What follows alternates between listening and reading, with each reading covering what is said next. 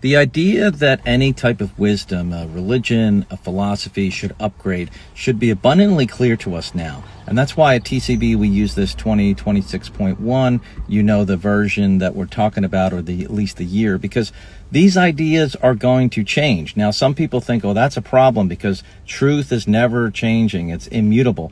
But we're all really pursuing truth. There might be elements of truth that don't change, but the overall context, you see this most markedly in the contradictions in the religious texts, where people spend lives rationalizing and interpreting like how they could make this fit and reconcile with what we know now.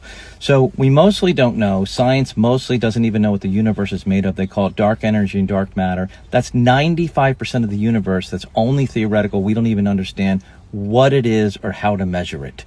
We are starting from an ocean of unknown and trying to add information to it. That's why we should be constantly updating.